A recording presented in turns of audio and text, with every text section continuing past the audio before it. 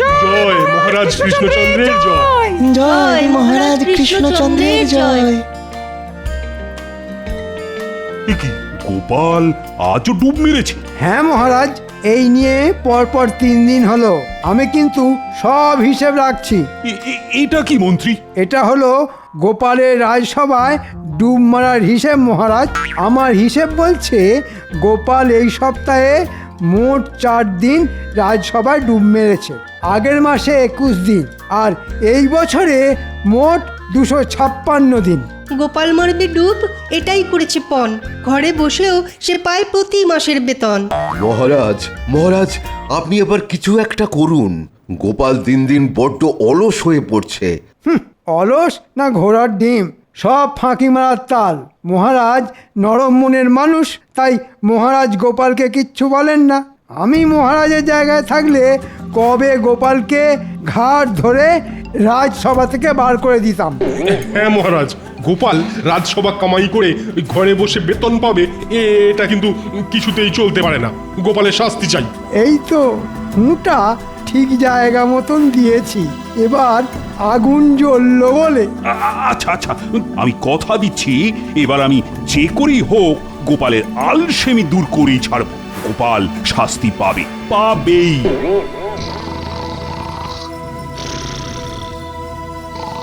উফ, সংসারের জন্য খেটে খেটে জীবনটা শেষ হয়ে গেল আমার। ওদিকে মহারাজ বেলা অবধি নাক ডেকে ঘুমিয়েই চলেছে। এই বলি শুনতে পাচ্ছ? জানি তো এখন কোনো কথাই মহারাজের কানে যাবে না। আজ আমার একদিন কি তোমার একদিন। এই বলি তুমি উঠবে? অনেক হয়েছে আর নয়। আজ জম্মের মতন তোমার ঘুম বার করছি আমি।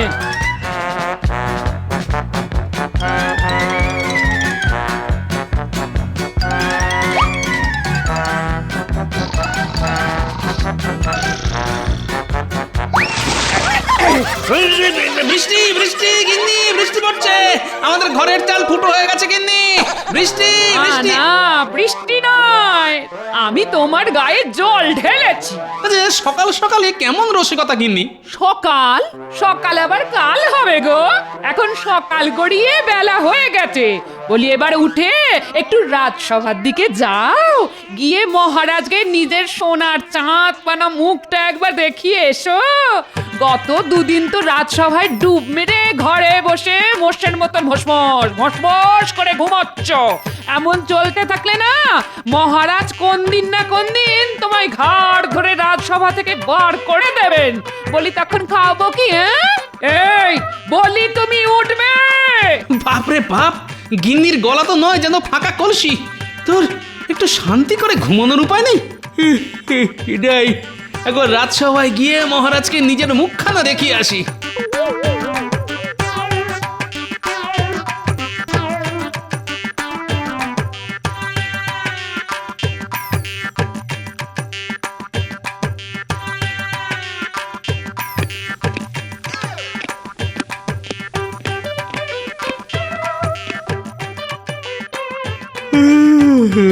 শুভ সকাল মহারাজ। হ্যাঁ, বলো কি গোপাল, এখন শুভ সকাল? আগে সেটা বলতে হয় বলে বললাম মহারাজ। আমার কাছে আজ অশুভ সকাল, কারণ আমার গিন্নি আমার কাঁচা ঘুমটা চটকে একেবারে চচ্চড়ি করে দিয়েছে মহারাজ। তাও ভালো, গোপালের মুখটা আজ দেখা গেছে, না হলে তো তুমি আজও রাজসভায় ডুব মারতে গোপাল।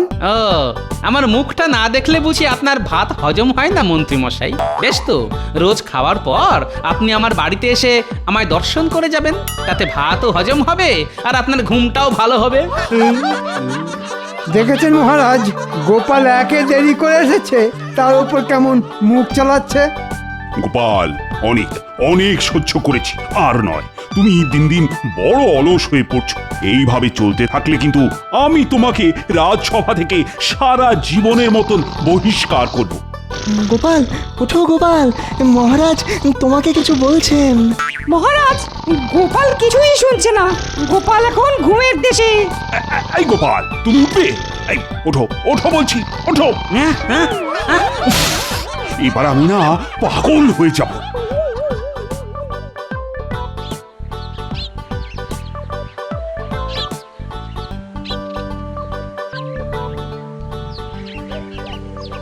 গোপালের আলসেমি কিভাবে দূর করা যায় সেই নিয়ে কিছু ভাবলেন মহারাজ? ভেবেছি মন্ত্রী, অনেক অনেক ভেবেছি। প্রণাম মহারাজ, আমাকে আমাকে ডেকে পাঠিয়েছেন? শোনো রাজবৈদ্য, তোমাকে গোপালের জন্য এক বিশেষ পাচন তৈরি করতে হবে, যেটা খেয়ে গোপালের আলসেমি বুঝলে ওই সারা জীবনের মতন পালিয়ে যাবে। আলসেমি দূর করার পাচন? ঠিক আছে মহারাজ, ঠিক আছে। আমি আমি এক্ষুনি বাড়িতে গিয়ে ওই আলসেমি দূর করার পাচন বানিয়ে নিয়ে আসছি। বেশ, আজ রাজসভায় আমি নিজের হাতে গোপালকে সেই পাচন খাওয়াবো, যে করেই হোক আমি গোপালের আলসেমি দূর করেই ছাড়বো। মহারাজ, আপনি কিন্তু কথা দিয়েছিলেন যে আপনি গোপালকে শাস্তি দেবেন। কিন্তু বিপদের সময় গোপালই সবার আগে ঝাঁপিয়ে পড়ে মন্ত্রী, তাই শাস্তি দেওয়ার আগে একবার গোপালকে সুস্থ করে তোলার চেষ্টা আমি করবই। আর তাতেও কাজ না হলে তারপর আমি গোপালকে শাস্তি দেব।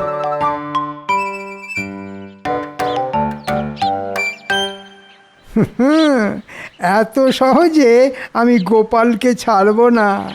গোপালের একটা শাস্তির ব্যবস্থা করে তবেই আমি ছাড়ব, এই বলে দিলাম।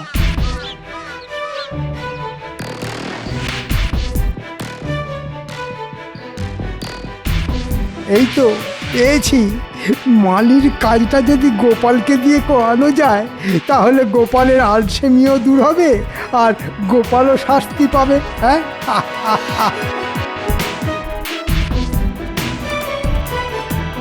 এই যে এদিকে শোন শোন, একে বলুন মন্ত্রী মশাই। আজ থেকে আগামী 7 দিন তোমার ছুটি। মহারাজ বলে দিয়েছেন আগামী 7 দিন তোমাকে আর রাজবাড়িতে আসতে হবে না। হ্যাঁ, মহারাজ বলেছেন? কই, উনি তো কিছু। আমার কথা বিশ্বাস হচ্ছে না? বেশি কথা বললে মহারাজকে বলে তোমার সারা জীবনের ছুটির ব্যবস্থা করে দেবো, সেটা ভালো হবে? না না, এমন করবেন না মন্ত্রী মশাই, এমন করবেন না। তাহলে এখনই বাড়ি পালাও, পালাও। আর আগামী 7 দিন রাজবাড়ি মুখো হবে না, এই বলে দিলাম। আচ্ছা মন্ত্রী মশাই, আচ্ছা। মহারাজ, মহারাজ, এই পাঁচন গোপালের পেটে গেলেই গোপালের সব আলসেমি দূর হয়ে যাবে। কিন্তু গোপাল কোথায়? তার তো এখনো দেখা নেই। গোপাল আজও সময় মতন রাজসভায় এলো না। এই নিয়ে মোট 5 দিন হলো। আমি কিন্তু সব হিসেব রাখছি মহারাজ। প্রহরী, ও প্রহরী!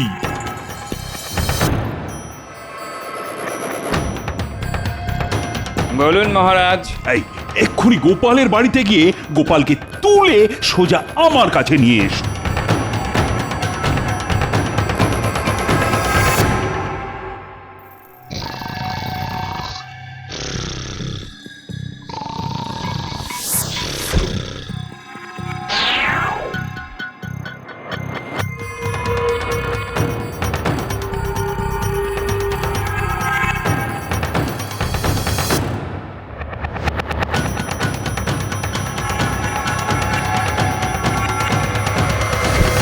গোপাল, হাই গোপাল, ওঠো ওঠো বলছি, গোপাল!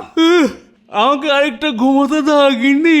চোখ খুলে গোপালের মাথায় পড়বে বাজ, যখন দেখবে সামনে দাঁড়িয়ে গিন্নি নয়, স্বয়ং মহারাজ। রাজবৈদ্য, নিয়ে এসো তো, নিয়ে এসো তোমার পাচন। আর মন্ত্রী, তুমি গোপালের মুখটা খুলে ধরো।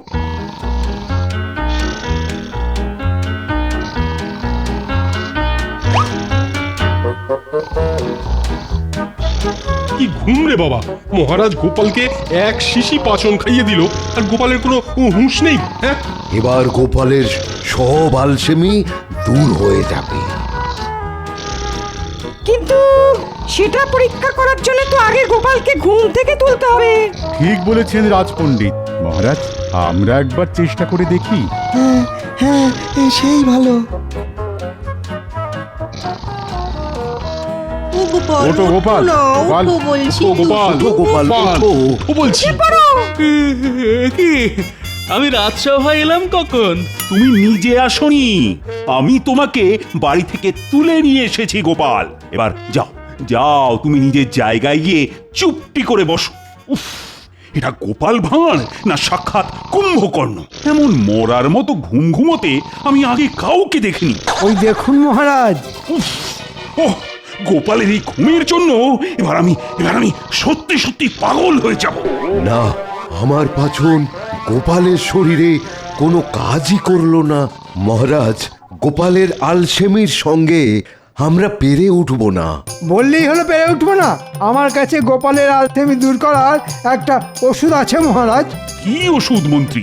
রাজবাড়ির মালিক 7 দিনের জন্য ছুটি নিয়ে দেশের বাড়িতে গেছে মহারাজ। তাই গোপাল যদি এই 7 দিন মালির কাজ করে তাহলে কাজের কাজও হবে আর গোপালের আলসেমিও দূর হবে।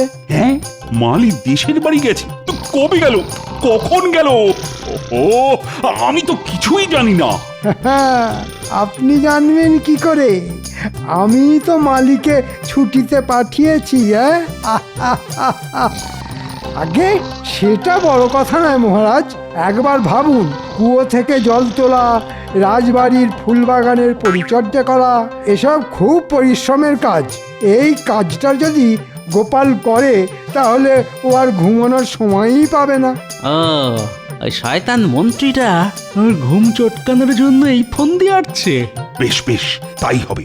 গোপাল, এই গোপাল! আগে আমাকে ডাকছেন মহারাজ? হ্যাঁ, কাল থেকে তোমাকে রাজবাড়িতে মালির কাজ করতে হবে গোপাল। তাই কাল সকাল সকাল রাজবাড়িতে চলে এসো। কি কি কাজ করতে হবে সেটা বরং মন্ত্রী তোমাকে বুঝিয়ে দেবে। ও হ্যাঁ, আর একটা কথা, কাল যদি সঠিক সময়ে রাজবাড়িতে এসে না পৌঁছো তাহলে আর কোনোদিনও এই রাজবাড়ি মুখ হওয়ার দরকার নেই তোমার। আমি তোমাকে সারা জীবনের মতো রাজসভা থেকে বহিষ্কার করব, এই আমি বলে দিলাম। আজকের মতো রাজসভা এখানেই শেষ।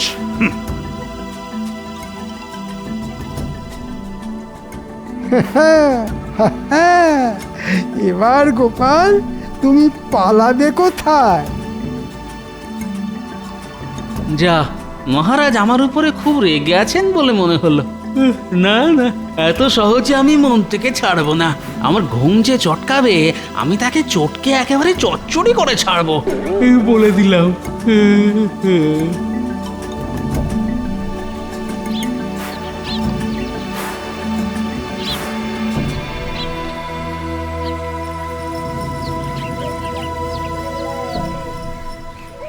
এই যে গোপাল, সঠিক সময়ে চলে এসেছে দেখছি।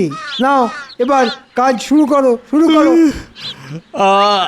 কি করতে হবে সেইটা তো বলুন মন্ত্রী মশাই। প্রথমে তোমাকে ওই কুয়ো থেকে বালতি করে জল তুলতে হবে। তারপর রাজবাড়িতে যত গাছ আছে সব গাছের গোড়ায় জল দিতে হবে, একটা গাছও যাতে বাদ না যায়।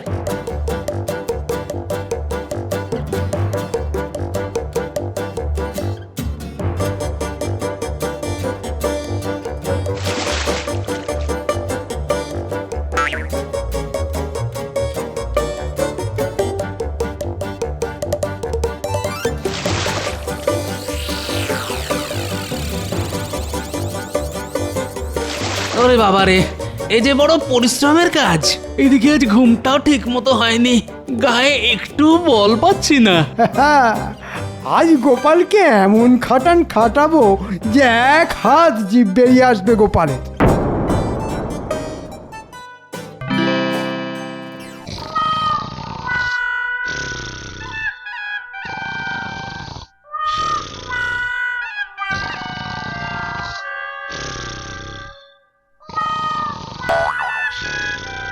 একটু চোখ সরিয়েছি অমনি ঘুম। দাঁড়াও গোপাল, দেখাচ্ছি মজা।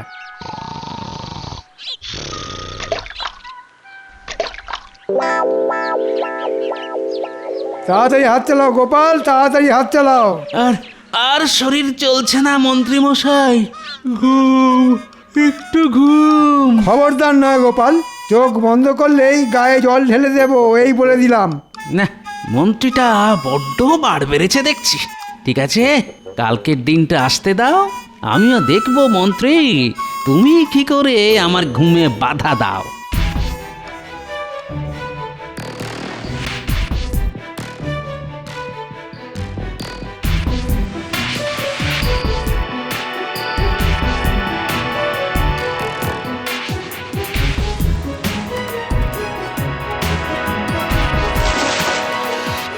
বাহ বাহ বাহ গোপাল তো ভালোই কাজ করছে দেখছি। করবেই তো মহারাজ, আমি গোপালকে চোখে চোখে রেখেছি না, আমি কিছুতেই গোপালকে দু চোখের পাতা এক করতে দিচ্ছি না। এইভাবে টানা 7 দিন কাজ করতে পারলেই গোপালের সব আলসেমি একেবারে বেরিয়ে যাবে।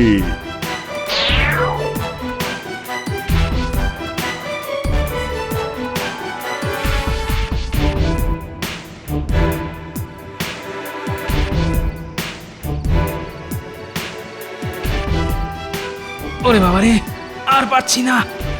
এ কি এ কি তুমি উঠোনে শুয়ে ঘুমোবে নাকি? এই ওঠো ওঠো ওঠো। আর ওঠার শক্তি নেই গিন্নি। ওই শয়তান মন্ত্রী আর মহারাজ মিলে আমার আলসেমি দূর করার জন্য আমাকে পুরো গাধার মতন খাটিয়েছে আজ। যাক, এইবার যদি তোমার ঘুম কমে। গোপাল ঘুমোবে, কাল সারা দিন ঘুমোবে, ওই শয়তান মন্ত্রীর সামনেই ঘুমোবে, মন্ত্রী কিচ্ছু বলতে পারবে না।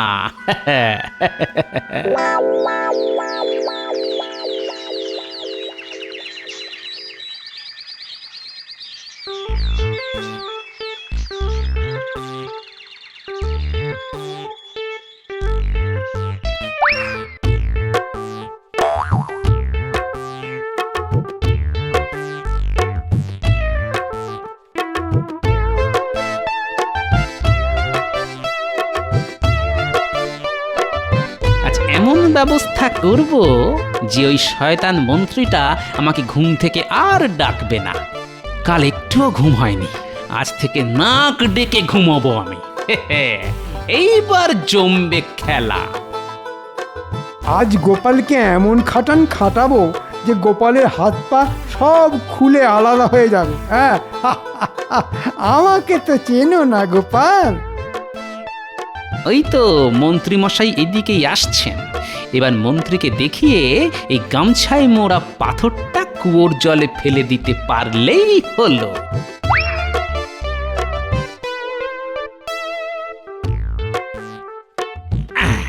গোপাল ওটা কি ফেললো?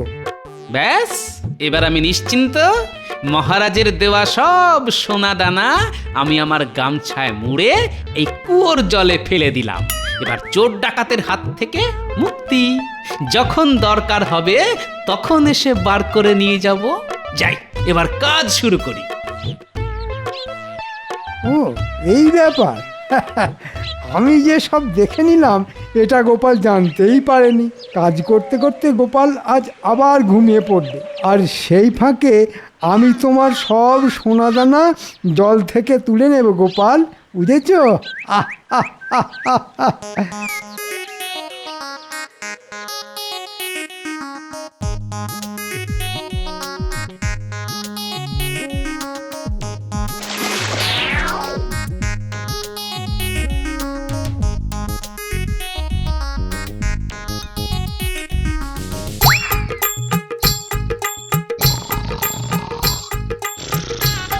এই তো গোপাল ঘুমে কাদা, এই সুযোগ।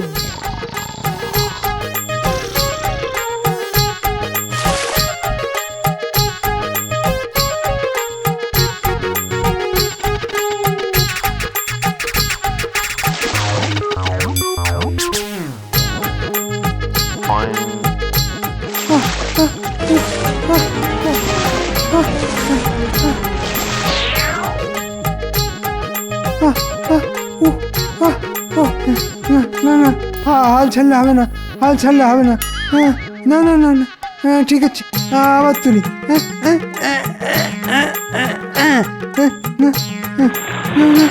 হচ্ছে না, না না, হচ্ছে না। ওই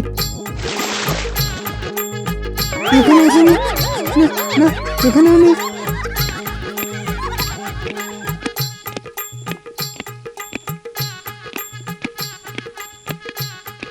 যাই তো, গিয়ে একবার দেখে আসি গোপাল কেমন কাজ করছে।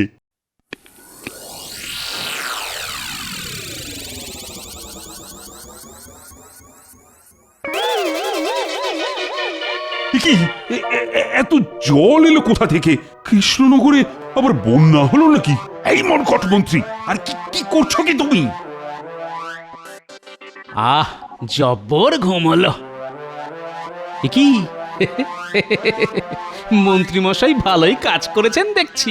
আর বলবেন না মহারাজ, কুয়োর মধ্যে আমার এক দামি জিনিস পড়ে গেছে, সেটাই তোলার চেষ্টা করছি। হ্যাঁ, মিথ্যে কথা মহারাজ, কুয়োর মধ্যে মন্ত্রীমশাইয়ের কিছুই পড়ে যায়নি। পড়েছে আমার গামছা, আর গামছায় বাঁধা সোনাদানা নয়, ছিল রাস্তার পাথর। নয়, হ্যাঁ, আপনাকে দিয়ে কাজ করানোর জন্য ওটা ছিল গোপালের একটা চাল। মহারাজ, আমাদের মন্ত্রীমশাই লোভে পড়ে এত জল তুলেছেন যে আগামী 7 দিন আর গাছে জল দিতে হবে না। তাই আগামী 7 দিন আমারও আর রাজবাড়িতে আসার দরকার নেই। এবার আমি চলি মহারাজ, বাড়ি গিয়ে একটু ঘুমিয়ে নি। মন্ত্রী, এত লোভ তোমার? ভুল হয়ে গেছে মহারাজ, ভুল হয়ে গেছে। আমি ভেবেছিলাম গামছায় সত্যি সত্যি সোনাদানা আছে। মরকট, আমি তোমাকে ছাড়বো না। তোমাকে জলে ডুবিয়ে মারবো, এই আমি বলে দিলাম। ওরে বাবারে, ওরে মারে, বাবারে, মরে গেলাম রে। ওরে বাবা, গোপালের আলসেমি দূর করা আমার কাজ নয়। গোপাল, তোমার বুদ্ধির সামনে আমরা কেউ দাঁড়াতে পারবো না। তুমি হলে মহান।